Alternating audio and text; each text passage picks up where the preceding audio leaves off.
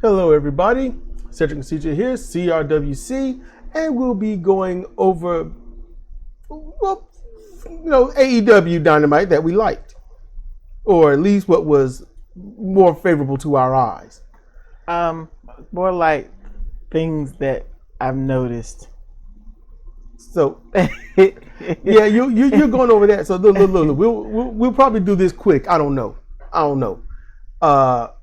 So. Y'all can let us know if y'all like a quick version or, our more conversational tone. So for this, it might be a blend. I'm not sure. So, first two matches, we skipped that. Yeah, we skipped that. Yep. Just a whole bunch of stuff going on and nobody's selling anything and epic big moves that nobody gets pinned on until someone gets rolled up at the end. And no real purpose to the match. It's just... no aim, no goal. They just threw people together and said, right, Russell. Yep. So, we skipped that. So then, MJF. Your phone, Cedar, I swear. I know. So, MJF, he has a confrontation with Adam Cole. So, okay, there's nobody that can challenge me. There's yada, yada, look. Other podcasts already suspected Adam Cole was going to be the guy that comes out and challenge him. And I thought that when he came back, and when Adam Cole came back after his concussion and whatnot, I said, he's going to challenge MJF because he's a babyface. It was that simple. I just, can I get in on this? As soon as he came back that night, when he came back on TV, I was like, he's going to challenge MJF because he's a babyface. It's that simple. Go ahead and chime in. Go ahead. So, this is going to sound really bad, but Adam Cole, suffering his severe concussion, hit a reset on his career in AEW because it was sucking. It was bad. So he's come back. He's this face. He loves everyone. It's highly disingenuous, but he's going with it. He did the whole Jericho thing. That was lackluster and terrible. The whole, you whooped on my woman, I want revenge. I could have been in charge of booking those matches. It was terrible. Oh, you would have liked it if I did it. Oh, I know that. They would have been about 5 minutes and it'd be ass whooping. It's like, what would you do? What would you have done if somebody just whooped up on your woman like that? Because you ain't going to tell me some ring ropes are going to keep you from leaving that that square circle. Mm-hmm. What would you have done? Jericho got a lot of people that can come out and separate them, but they don't because you got to push a storyline. And they just don't know how to make anything realistic. Look, there was a scene that happened where Cole attacked Jericho. And Jericho was running around with that stupid, sad baby look on his face, holding his head. Get him out of here! Get him out of here! Following them as they drag Adam Cole out. And then here comes Britt. You're a terrible person. Whatever she did or said to him. And then she smacked him. And he falls down with that same sad baby look. Get her out of here! That's all she did was smack him. He fell out. And forget that. If I have the individual who was responsible for my savage beating in the ring. And yes, Jericho was responsible. He didn't do it. But Jericho was responsible. They would have had to pull me and my stick off him. Make it look good. No, this professional wrestler was just, Pap, how could you do this? And then walk off. I don't like what you did to me. Seriously, man? Seriously? Okay, so now we got Adam Cole in front of MJF after MJF's title defense at Double or Nothing. Mm-hmm. Let's put a pause on Cole real quick. So they spent forever building up this whole 4 pillars thing heading into Double or Nothing. Okay? And basically, me and Cedric could see it. Jungle Boy want nothing. Sammy Guevara want nothing. The only shining beacon in this besides MJF was Darby Allin. And there was a real opportunity there, especially since he pinned Darby Allin and the way that he did it. And what did they do? They throw Darby Allin in some random stuff with Sting. Don't pursue it any further and then drag Adam Cole into this. You know, WWE was not perfect.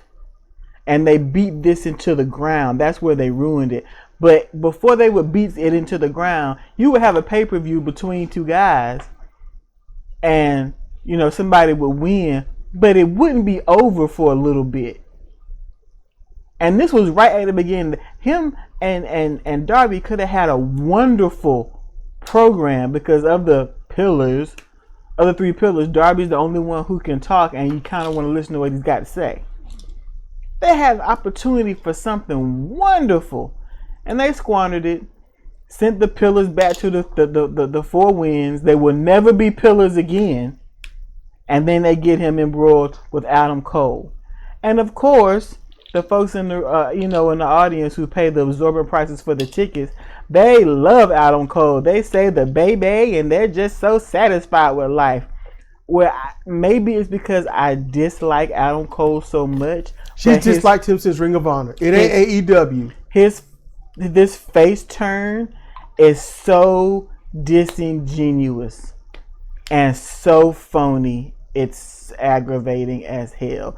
There are people in wrestling who should be heels, and that is just it. You know, there's some that can go back and forth, heel turn, face turn, do the neutral thing, yada yada. But there are some people who need to be heels and heels only. You ain't like him as a heel? Yeah, but it made sense. I didn't like him as a heel because he was an asshole. As a face, he just looks phony. It's like, you just want to do some douchebag stuff. Just do it. Just do it.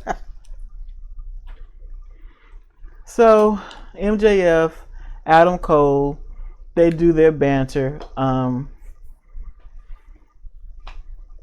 then MJF acts like Adam Cole, they act like Adam Cole got one over on MJF, and it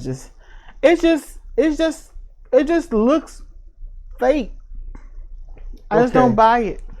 Okay, so a lot of people heard the confrontation, the insults, the MJF. I looked up to you, man. I bought all the footage I could of you, man. Okay. Here's what that confrontation really was. Both of these guys going at each other's throats so they can clear the air of all levels of rumors and BS dealing with Adam Cole. That's what this was. MJF came across very well, looking confused. See, that's what facial expressions when you're watching wrestling. A wrestler, something happens and they are not sure what's going on, they should look confused. Mm-hmm.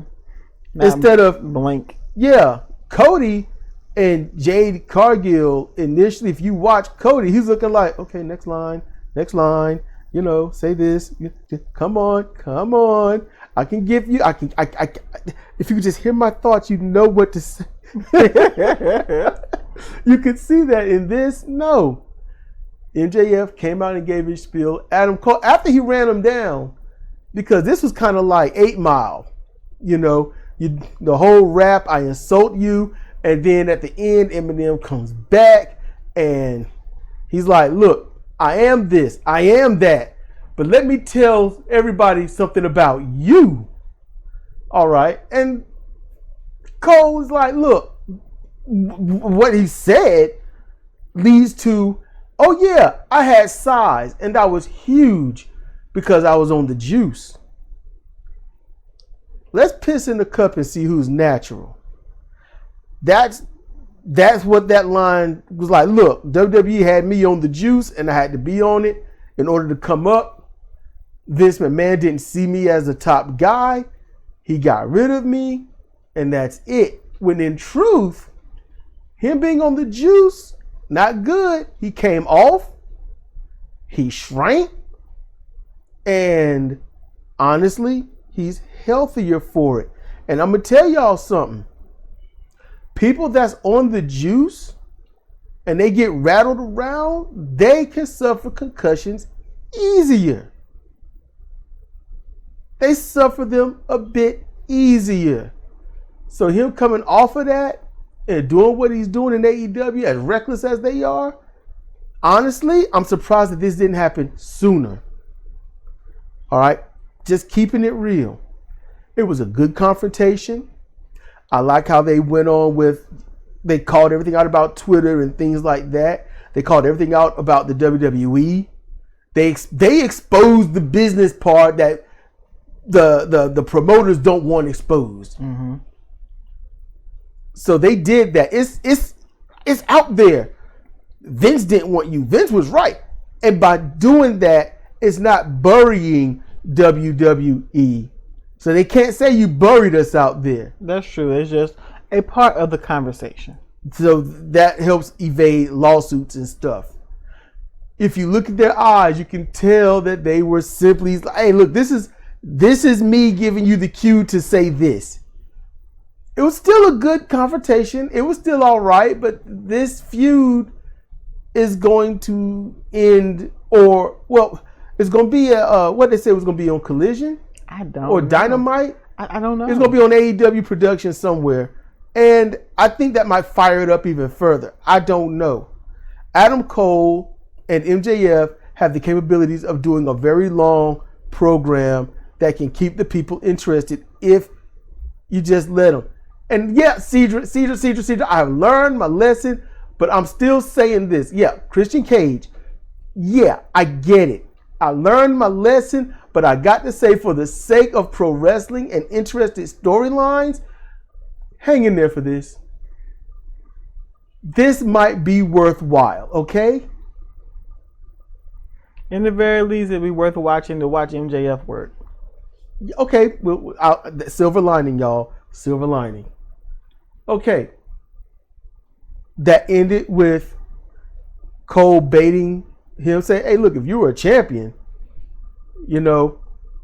definitely you'd have been like shutting me up and just saying, let's fight. He baited into that. MJF took the casted line, hooked in the mouth. He was reeled in. He's like, I'll fight you anytime, yada, yada, yada. I do like when he's like, no one back there respects you. No one out here respects you. And Jeff is like, oh, man, I'll think about that as I cry into my money. I'm like, yeah, I like that. Like, I don't want y'all's respect. Yes. I can show you what to do with that respect. Yes. Love it. MJF at the last media scrum told you why he doesn't care about any of the fans respecting him or not. But trust and believe, when he goes to Long Island, New York, it's going to be a different story. Oh, my goodness, because they come up. And he comes up, too. I love him in Long Island, New York. Yes. It is absolute fan interaction. So we're going to see how this play out. Now, next, comes out for a match, Konosuke Takeshita. Now, if you want to countrify his name, it'd be Konosuke Takeshita. That's in Japan. That's just how y'all doing. That's how that sounds. So Konosuke Takeshita, a Japanese yokel. I don't want to hear it. I don't want to hear that. So he goes against. I was like, I wrote down some dude, and then I heard his name, David Ace, and I was like, okay, cool. So that was a squash. Mm-hmm. And that was a good one. Mm-hmm. Don Callis on the outside, giving instructions. He's the new bad guy. He needs to have a match like this. Yes. A lot of these guys should have been having matches like this.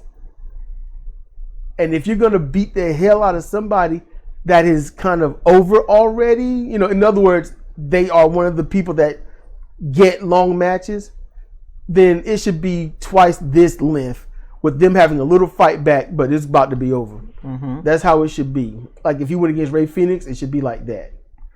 And he did good. And he, as I said before, I don't know if I was just talking to you or not. He does not look menacing. Nope. He looks exceedingly serious. He look like he means what he does. And it works. Yes. That level of seriousness works to offset the fact that he's a cutie patootie. Yeah, he's a cutie. Look, Takeshita does not look menacing. No. But he looks like he doesn't care about your life. Yeah.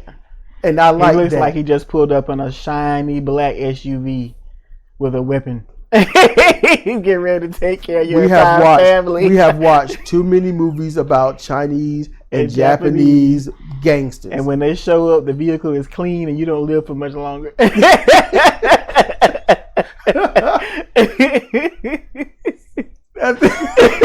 Yeah. So they after the fight, they do a promo. Okay. Now, granted, Takeshita's knee strike a little sloppy on that one, but well, you know, hey, nothing can always be perfect. But it looked like it should have hurt. It's the other guy's fault. Yeah. Yeah. Don Callis was like, "I'm gonna talk," and the crowd is like, "No, you're not." Yo. He's like, "This got to be said." Yeah. And he's like, you know, Kenny Omega, we're gonna break you in half. We're gonna kill you. We're gonna murder you and your family and everything that you whole did. We're gonna cut off. We're gonna give your hair split ends, and we're gonna steal your left sock and your right shoe. We're gonna give you dry skin. Yep, dry skin. We're definitely gonna do that, and that was pretty much it. So give you split ends. That's fighting words. I mean, there. he's turned on Kenny Omega, you know.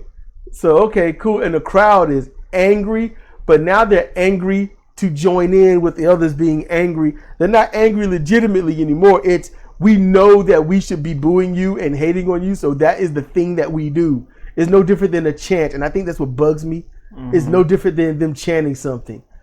But it gives the illusion for those that don't understand this type of stuff that, wow, these guys legitimately hate these people. Yeah. So, hey, cool.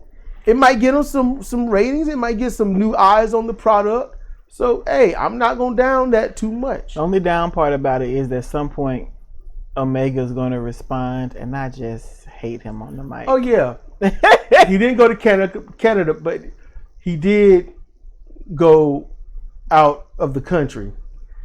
So everyone thinks it's going to be Ibushi Kota. So, okay. If it is, it's got to be a deal where he stays here for a while, because, as he called him, Busa does not like to fly. He don't like to fly. So he's going to have to be here he's got to work out a contract. And seeing that New Japan let him go anyway, you know. Yeah. He had to leave. He's like 39, 40.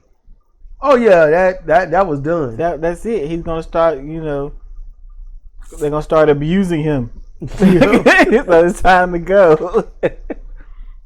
He looked like he's 40 going on 29. 29, 25. He's got that Prince thing going on. He's not aging. Oh, Prince ain't aging either. Oh no! I'm just saying, he's not. I ain't trying to be mean. Oh hell! I'm not trying to be mean. Just saying. And if y'all found that offensive, I countered that with anyone talking bad about Chris Benoit. Oh gosh. I countered it with that. Okay. So next we got we got Christian Cage and Luchasaurus post jumping of Brock Anderson, and it's like, yeah, because Arn, you interfered in my match, you cost me the title, I'm gonna crown TNT champion, so happy Father's Day, and showed him all messed up with dried something on his face that's supposed to be blood with no area of a cut showing. And I'm like, I get this, I get it, but Brock, although signed to AEW, don't wrestle in AEW. He wrestles Ring of Honor, doesn't he? If he wrestles. I haven't seen him. Have we seen him on Ring of Honor? Yes. So he wrestles for AEW. Okay, cool. Yeah, we saw him because we were like, oh, we didn't know you were still here. And he did well, remember? Yeah. Yeah, I mean, vaguely. Him and Brian Pillman Jr. should still stay a tag team, though. I could see a lot of high hopes for them. They just, improve their skill and whatnot, but I see a lot of promise. Next, we have, and I think this is what CJ wanted to talk about, we have the TBS Championship match, Anna JAS versus the champion, Chris Statlander. It was an alright match. Too long. I think that match went way too long. It should have been a 3 or 4 minute match. Get your stuff in a short amount of time, so there's no gaps of this looks stupid or that's a mess up or whatnot. But Statlander, I like that she got a little bit more size on her. You can tell that she's been working out strength training. You can see it. She don't look so soft like she used to. And she needs to be careful because, you don't want to put on too much size, especially with her poor knees. All she's got to do, work her legs, stay limber, strength train with her arms, but don't get crazy. Work on her core. She'll be all right. That's what she needs to do. But you said you had your thoughts about Statlander or the match or something. It's not the match. But Statlander did win, and it was nice. Could have been a little better, but she won. That tombstone, Anna J was a little too high, but better safe than sorry. So, okay. Statlander, she won the TBS title off Jade. Which was a heel move.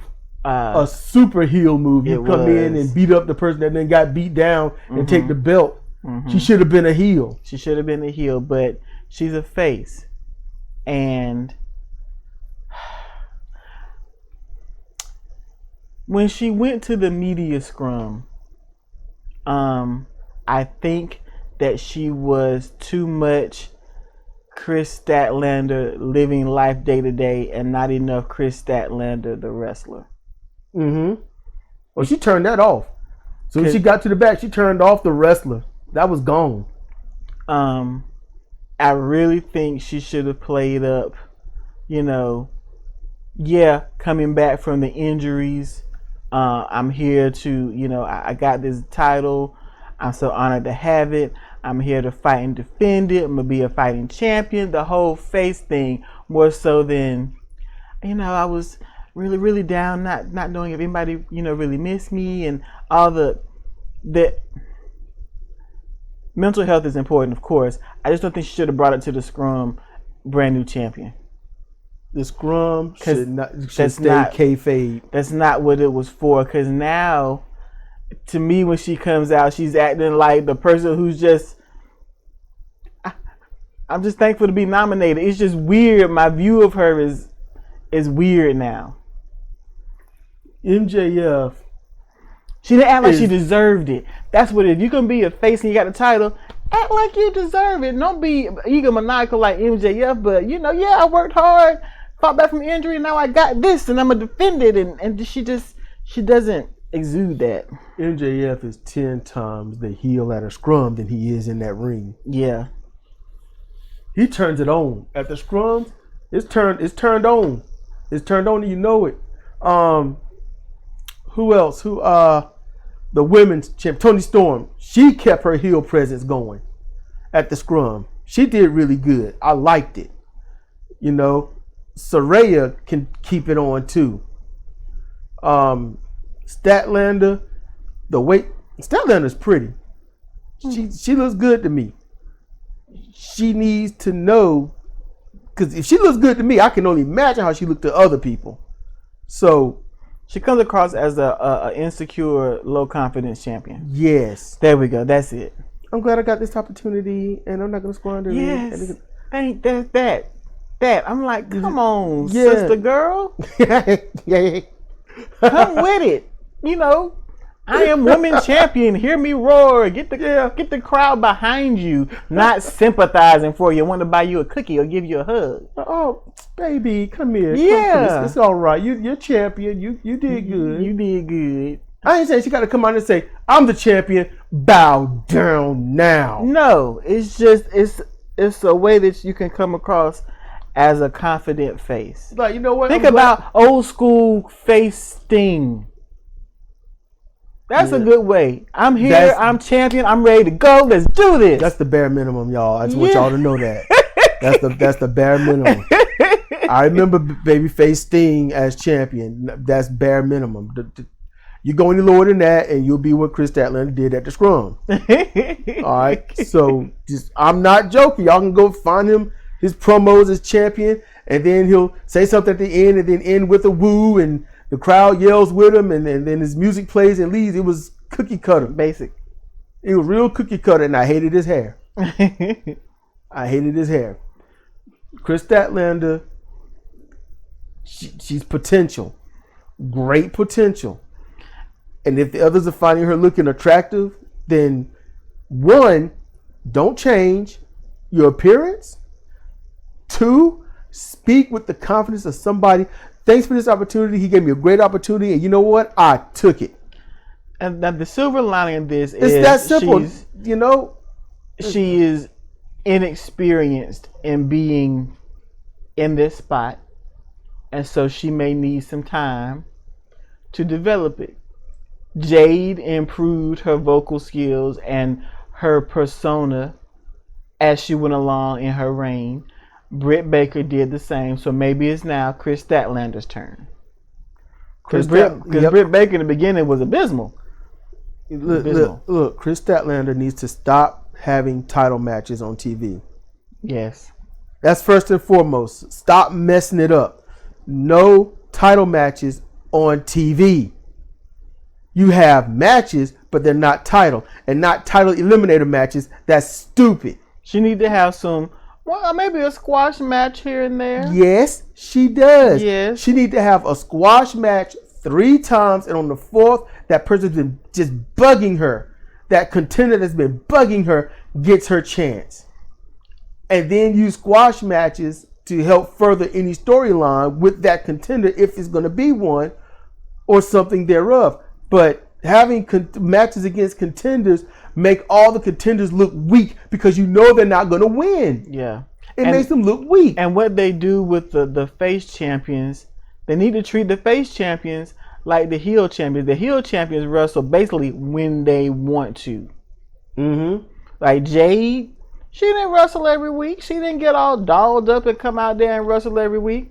No. MJF, no. But if you're a face champion, they're gonna sweat you down and ring you out every show they got. And it just sullies the point of being a champion. Wardlow wasn't on the show. He didn't even do a promo. That's interesting. Well, like Orange Cassidy, on top of everything else with Orange Cassidy, yeah. Now him and his title are just meaningless. You know, there was a point where it's like, okay, his delivery when he's defending all comers, okay, that's great. But after that Battle Royal Bull, it's like that was stupid. But listen, I'm gonna say this about Orange Cassidy. He's at the point where people are wondering who's going to beat him. Right? Yeah. Who's going to beat him? That's what they want to know. Now, whoever beats him is going to be a heel. I don't care how over as a babyface they are, they're going to be a heel. They done screwed the pooch on that. That's where they messed up. You know? And Orange Cassidy has survived and kicked out early and mid parts of the match brain busters, various power drivers, power bombs, DDTs, various forms of high impact, legit match ending moves, and he has kicked out of all of them. So anything short of and let's just stab you to death. Yeah, you gotta stab him and shoot him in the heart. That's it. With a silver bullet. Yeah, take him out like a werewolf. On Saturday night before 12 a.m. because then it'll be Sunday and it won't work. You gotta kill him like a werewolf, a vampire, and a zombie all at once, and then you can get the pin. And then you gotta pee on him. You gotta completely desecrate him. Completely. Yes, Brock Sampson. It's the only way. Venture Brothers. He showed you how to do it. Only way to defeat him, and anything less is like. Psh. Come on. We don't believe you. So if anyone does beat him, it's going to be like, why is his move so good and the others won't? Mm-hmm. You screwed the pooch on this. And that's why indie wrestling is not good. If somebody beats him, it's going to be one of the many variations of a cripple or crossface, because that's the only move that anybody makes a variation on to beat somebody. Yep. Am I wrong? I'm not wrong. It's like, it looks like the cripple or crossface, but you do this. And somebody else does a move. Okay, it looks like that move, but you do this. Oh, got a lot number 3. And it's essentially the same move. Oh, man. Yeah, it's like that. So then we get to the final match. Ricky Starks versus Jay White. Now, here's the thing. Ricky Starks, I'm going to tell you how you know he's coming up in the company, okay? He main event. Let me tell you how you know he's coming up in the company. Y'all can check it. Check Ricky Starks on his first 10 matches and then compare it to him now. Justin Roberts introduced him. He yells out his name stupidly long. That's what he does. That's how you know he done made it. Yeah, terribly.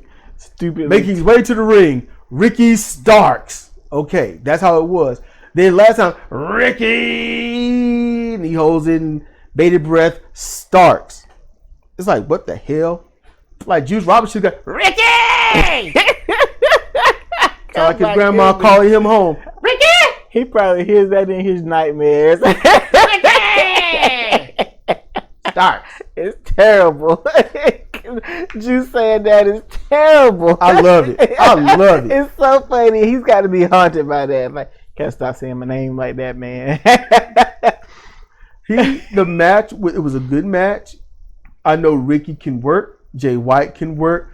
But you still, from what we're used to, you saw at best 30% of Jay White. Jay White is so good. You only saw 30% of what Jay White can do. Jay White at one point went for that sleeper suplex over the top rope. Mm-hmm. Not the corner, but the rope itself. But it was countered, luckily, because I don't know if Starks know how to take that shit. Jay White is so good. We know how amazing Jay White is. Yeah, I just don't Jim know. Cornette is being told how good he is, but yet he's working where? And you know, they're not going to let Jay White be up to that full potential. Because why? Because not only would it make, the EVPs look bad, but it's really going to step on the toes of MJF. Yes. Because I'm going to tell you right now, MJF is not the level of heel Jay White is. No. He's not close to that. They are going to keep Jay White on a leash. Mm-hmm. All right? That's what they're going to do. Because he will dwarf MJF as a heel. He knows how to do it. He knows how to do it. I said it a couple times before, but in case you didn't hear me, Jay White is so good.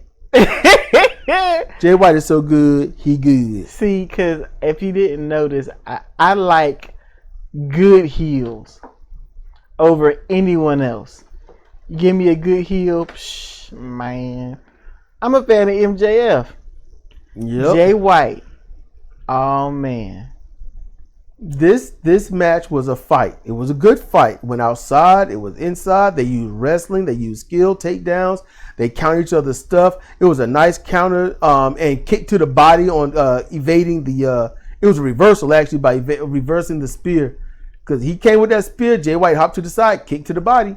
But okay. So we had to take a little break. We had to go watch the main event again, or at least the last part of it, because I had started misremembering grossly wrong.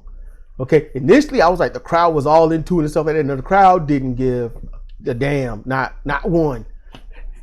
I mean, they weren't quiet. It was a little bit of a damn, but they was like, yay, you. So he got the spear. He got him up for the Rochambeau.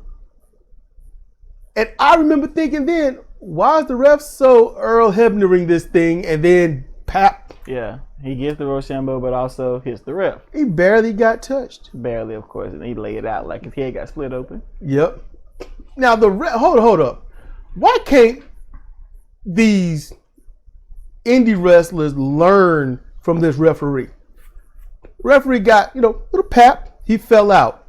Then the guns, they come in and they, man, I was creeping. Mm-hmm. And they rolled up in there and they got him. And Shivani calls out 410. Yeah. And I was like, what? And Sid was all like, what? I said, he probably meant 310, like 310 to Yuma. And then here comes Sockface, 310 to Yuma. And I'm like, all right, man. So they got it. And they rolled out the ring like, man, they creeped off in the night like thieves. They're very good at that. They are so good. They were gone. They are, look. The guns are run-in experts. They are. Learn from them. But the ref was down the whole time. Yes. Made sure his face was turned away. Mm-hmm. All right. Then, after that, that's when Jay White picked him up for the Blade Runner. And as Cedric pointed out, this is great on Starks. He looked like he wasn't even present. Yeah. He was unconscious looking. Jay White looked like he was on automatic pilot. His eyes looked like, I don't know what's going on, but I'm finna fuck dude up. And so he got the Blade Runner. The ref gets over a very slow 1, 2, 3. And what the ref do? He counted slow. He was strained when he counted. He fell out again. Mm-hmm. He never really got up. He sold the blow. He did. He's a ref. He just got kicked in the head by an athlete inadvertently, and the athlete wasn't even in control. But it's a swing and a hit. Fall down. You are the ref. You are hurt. Stay hurt. I have watched indie shows where the ref does this, and then after counting 3, get up. Oh wait, that was AEW. So this ref, he knew what he was doing. I think it was Paul Turner, was it? I think so. The one who used to be on ROH back in the day. So they did great. Okay, Jay White gets the victory. Mm-hmm. Okay, and then here it comes. Juice Robinson coming down there. And I forgot that I said it initially while watching it, but he was walking down there just happy. I said, this man is a party by himself. Yes. This guy is wild. He was wide open. Clapping arms out and just happy. And then he gets in the ring, gets down the mat, and start jaw jacking. And I ain't gonna lie, I was laughing too hard. It was so funny. He was jaw jacking so hard. His whole body was coming up off the ring. You ever seen a little dog barking and just popping up on all fours without jumping? That's what he was doing. Like the bark itself was enough to make him hop. That's what he was doing. He was just barking and hopping. And Ricky had to lay there and just take it. Oh man. It should be in his nightmares, man. That is hilarious. I love it. So while some may find things wrong with this match, you could probably find a few things because there were some things I wasn't too happy about. Still, overall, it was a good match. Yes, both of them did a good job. And still, it's only about 30% of Jay White. It's only this dude is so good. Jay White is so good. I'm gonna tell you what. He was on excursion from New Japan. He was in Ring of Honor, and we thought he sucked. We thought he was terrible. Like this dude bites. He just bites. And they did the whole. He was gone, and they did the whole. It was like so old school, long promo tease. It had been like a 4-month promo tease or something crazy like that. Him and Goon. No, when Jay White left ROH and showed up in New Japan. Yeah, that was Goon. It was won't 4 months, it was 4 weeks. And it showed, the blade on the wall and all this other stuff, and he's walking and whistling. And Mike's like, I know that guy, and not that was Goon, but Jay White was before Goon showed up.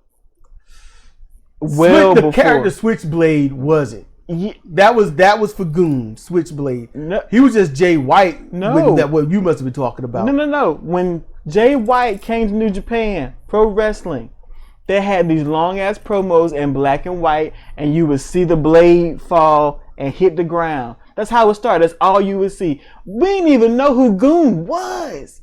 This was even before AEW started. See, I know that. I know it's before AEW started. I'm just sitting here like after Ring of Honor, I don't recall anything of Jay White. I really don't. I don't recall anything of him in New Japan until Goon was on the mic, and I think Goon had just got done with somebody. When Goon showed up, he went after Juice, and Juice was like, "Yeah, I know who that is," and Juice lost his title to him. Then that's when I thought Jay showed up. No, Jay showed up before that. 'Cause remember, he showed up and he was by himself, and then remember he joined Chaos and he went after Okada, and then he devastated Okada, left and took Ghetto with him. Yes. I'm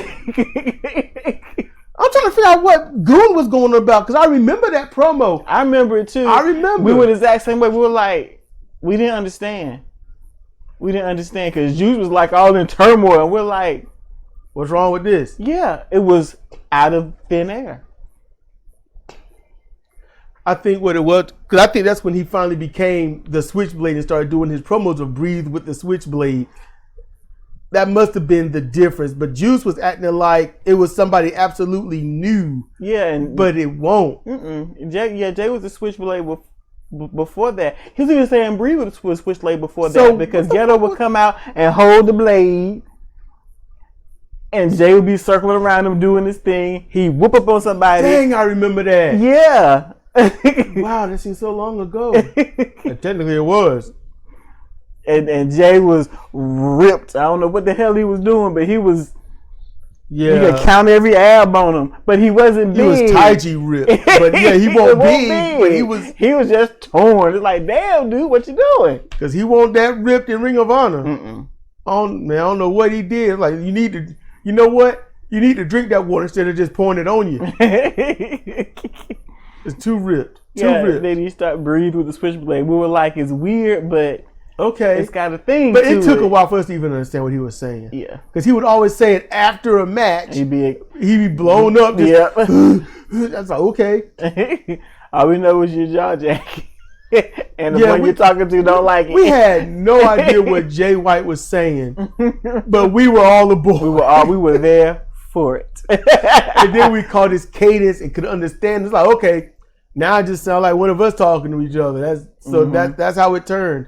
Just got to give yourself the open ear to hear, and that's what it was. And yeah, Jay White's New Japan run was just outright awesome. And him beating Okada, even though he was a heel and the crowd was booing the stuff that he was doing, when he beat Okada, they cheered. They erupted.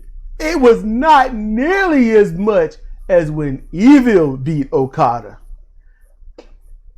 New Japan, just like AEW, is right in their lap, and they don't do anything with it. And Jay White, he devastated Okada when he turned on him. That's when I can't think of his name. They ran out there and tripped and busted his head open and was gone. Yeah, Yoshihashi. Thank you. Trying to come out there to help out Okada because no one else was coming. And just sank. Just disappeared like, pow! Where'd he go? He was there. I remember his head at the apron, and then it vanished. Yep. He was gone for like 3-4 months, man. He was concussed. He was all messed up. Yes. And he devastated Chaos. I'm sure he got picked on for that. But we're glad you're all right, but we want you to think about it. I'm sure they picked on him a lot. But yeah, I could go back because Okada, the crowd was tired of him.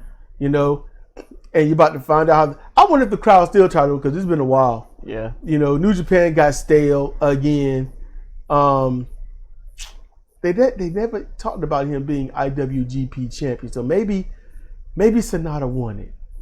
Maybe. You know? It's easy enough to find out later. Huh? It's easy enough to find out later. No, I'm going to go ahead and do this. I'm going to go ahead and do this right here. Go ahead and get this out because that's one reason why we stopped watching New Japan. We got tired of Sonata just jobbing to Okada. Yes. And he would no sell it because after the match is over, he just on the apron like, yeah, get up and leave. Like, he just had to do his work. Yep. Let's see. Currently signed. He beat Okada for the belt. Sonata? Yep. Sonata who can do no wrong.